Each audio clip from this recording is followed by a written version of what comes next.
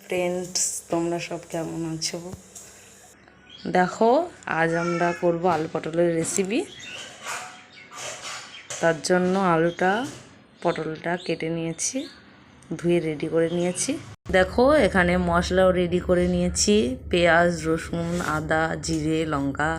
এই দেখো, কড়া তাতিয়ে নিয়ে তেল দিয়ে দিয়েছি। এবার পটলগুলোকে ভেজে নেব।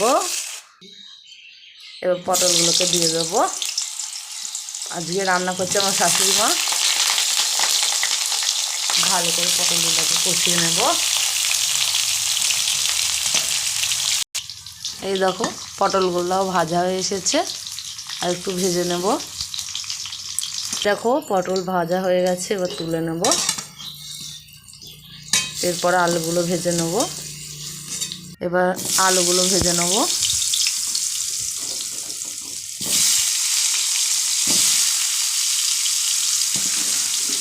এবার আলুগুলোকেও লাল লাল করে ভেজে নেব।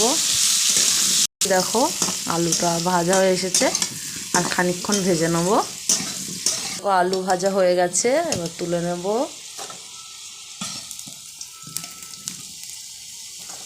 এবার আর একটু তেল দিয়ে নেব। এবার তেজপাতা, কালো জিরে, শুকনো লঙ্কা দিয়ে ভালো করে ফোড়নটা ভেজে নেব।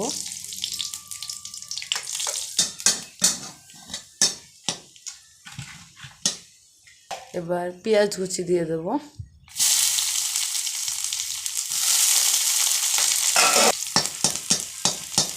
পেঁয়াজটা ভাজা হয়ে একটু লাল হয়ে যাবে, তারপর মশলা দিয়ে দেবো। এবার মশলাটা দিয়ে দেবো। আগে করে রেখেছি জিরে, আদা, তারপরে রসুন, পেঁয়াজ। এবার একটু হলুদ দেব,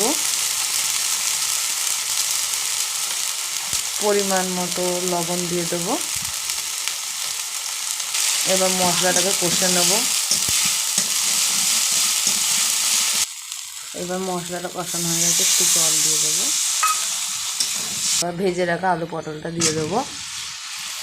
আর একটু কষিয়ে নেবো আলু পটলটা দিয়ে। এই দেখো, মশলা দিয়ে একটু কষিয়ে নিলাম। এবার জল দিয়ে দেবো।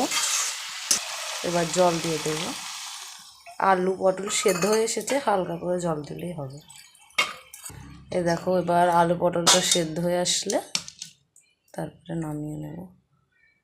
এবার ধনে আর জিরে গুঁড়ো, ভেজে গুঁড়ো করে নিয়েছি, সেটা দিয়ে দেবো। হালকা করে একটু চিনি দেব। এই দেখো, আলু সিদ্ধ হয়ে এসেছে, আর একটু সিদ্ধ হবে।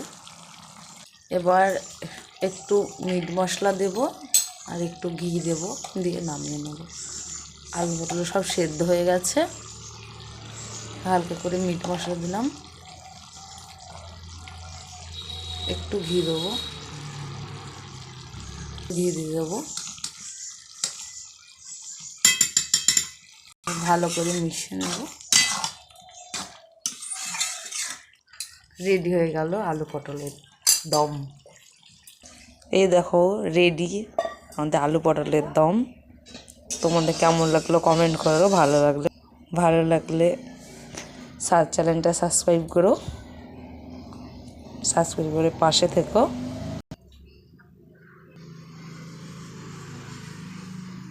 এই দেখো, রেডি।